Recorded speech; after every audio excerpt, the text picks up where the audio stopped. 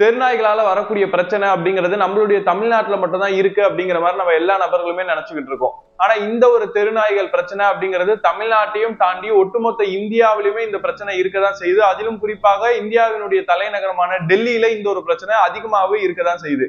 குறிப்பா சொல்லணும்னு சொன்னா நம்மளுடைய தமிழ்நாடுகள்ல செய்தித்தாள்கள்ல சமீப நாட்களாக நம்ம பல விஷயங்களை பார்த்திருப்போம். உதாரணத்துக்கு பள்ளிக்கூடம் முடிச்சுட்டு வீட்டுக்கு செல்லக்கூடிய ஒரு சிறுமியை அங்க இருக்கக்கூடிய ஒரு தெருநாய்கள் எல்லாமே சுத்து போட்டு அந்த சிறுமியை கடிச்சிருச்சு அப்படிங்கிற ஒரு செய்தியை பார்த்திருப்போம். அதே போல சமீபத்துல சென்னையில ஒருத்தரை தெருநாய்கள் எல்லாம் சேர்ந்து கடிச்சு அவரை சாவடிக்கவே செஞ்சிருச்சுன்ற செய்தியை பார்த்திருப்போம்.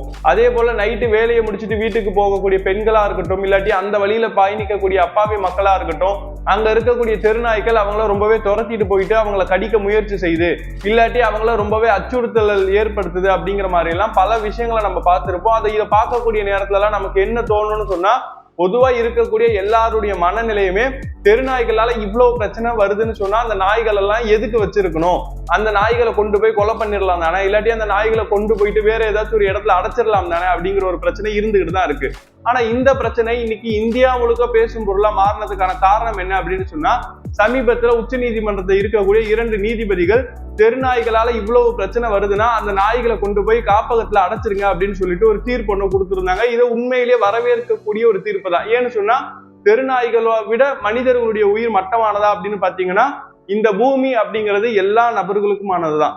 மனுஷங்களும் இந்த பூமியில வாழதான் செய்யணும். அதே போல நம்மள போலவே இருக்கக்கூடிய மிருகங்களும் இந்த ஒரு பூமியில வாழதான் செய்யணும். அது தெருநாய்களா இருக்கட்டும், பன்றிகளாக இருக்கட்டும், காக்காவா இருக்கட்டும், அணிலா இருக்கட்டும், எதுவா இருந்தாலும் சரி, அவங்களுக்காகவும் தான் இந்த பூமி இருக்கு அப்படிங்கறதுல மாற்று கருத்து இல்லை. ஆனா இங்க இருக்கக்கூடிய தெருநாய்களால மனிதர்களுக்கு பலவிதமான நோய்களும் பல நேரங்கள்ல உயிருக்கு ஆபத்தும் ஏற்படுத்தக்கூடிய வகையில சில விஷயங்கள் நடக்குதுன்னு சொன்னா, இங்க மனுஷனோட உயிர் முக்கியமா தெருநாயோட உயிர் முக்கியமான்னு பார்க்கக்கூடிய நேரத்துல மனுஷனோட உயிர் தான் முக்கியம் அப்படின்னு நம்ம நினைக்கிறோம். அதனாலதான் உச்ச நீதிமன்றத்துல அந்த 2 நீதிபதிகள் சொன்ன தீர்ப்பையும் நம்ம வரவேற்கிறோம்.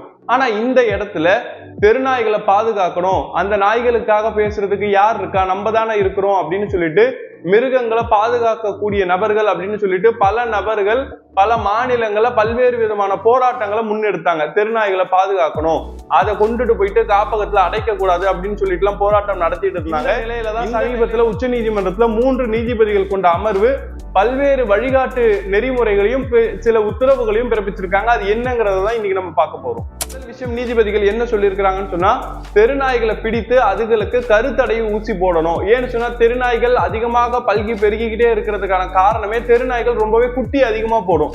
அப்போ கருத்தடை ஊசி போடணும், அதே நேரம் அதுக்கு உரிய தடுப்பூசியையும் போடணும் அப்படின்னு சொல்லியிருக்கிறாங்க.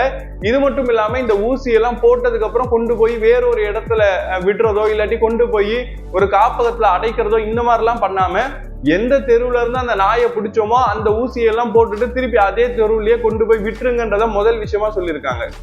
2வது விஷயம், ஆக்ரோஷமாக இருக்கக்கூடிய நாய்கள், அதாவது ரோட்ல போனோம்னாலே அது நம்மளை துரத்தும், நம்மளை கடிக்கிறதுக்கு முயற்சி செய்யும், சில நபர்களை கடிச்சிருக்க கூட செய்யும். அப்ப அந்த மாதிரி எப்பவுமே ஒரு அக்ரெசிவான ஒரு ஆக்ரோஷமான நிலையில இருக்கக்கூடிய நாய்களா இருக்கட்டும், இல்லாட்டி ரேபிஸ் நோயால பாதிக்கப்பட்ட நாய்களா இருக்கட்டும், இதையெல்லாம் கொண்டுட்டு போயிட்டு திருப்பி அதை தெருவுலயே விடணும்னு அவசியம் கிடையாது. ஏன்னு சொன்னா, இந்த நாய்களால பல மக்களுக்கு பாதிப்பு ஏற்படும் அப்படிங்கிற பட்சத்துல இந்த நாய்களை மட்டும் கொண்டு போய் காப்பகத்துல அடைச்சிருங்க அப்படின்னு சொல்லியிருக்காங்க. 2வது விஷயம், தெருநாய்களை பொறுத்த வரைக்கும் நீங்க தெருவுல வச்சு கண்ட இடங்கள்ல பொது இடங்கள்ல உணவு எல்லாம் பரிமாறக்கூடாது. யாராச்சும் ஒருத்தவங்க டாகுக்கு ஃபீட் பண்ணணும்னு நினைக்கிறீங்கன்னு சொன்னா, தெருநாய்களுக்கு ரோட்ல வச்சு நீங்க பொது இடங்கள்ல ஃபீட் பண்ணக்கூடாது. அப்படி ஃபீட் பண்ணீங்கன்னா உங்க மேல சட்டப்படி நடவடிக்கை எடுக்கப்படும் அப்படின்னு சொல்லியிருக்காங்க. அதே போல தமிழ்நாட்டுல மட்டும் இல்ல, இந்தியாவில இருக்கக்கூடிய பல்வேறு மாநிலங்கள்ல அங்க இருக்கக்கூடிய மக்களால தெருநாய்களால எங்களுக்கு பிரச்சனை வருது, தெருநாய்களால எங்களுக்கு பாதிப்பு வருது அப்படின்னு சொல்லிட்டு பல்வேறு மனுக்களை உயர் நீதிமன்றத்துல போட்டிருப்பாங்க.